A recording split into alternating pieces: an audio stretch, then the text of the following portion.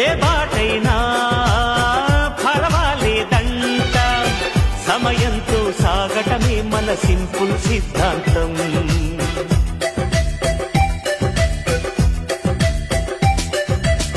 చిరుగాలికి పరిమళమిచ్చే సిరిమల్లెల వనమై ఉందాం, గగనాన్ని నేలను కలిపి హరివిల్లుల వంతెన అవుదాం. ఆనందం అంటే అర్థం మనమందా, ప్రతి పూట పాటై సాగే హుషారు సరిగమలో. ఎన్నో ఎన్నో రాగాలుండే సంగీతం కాదా, చల్లకి నవ్వుల కేరింత.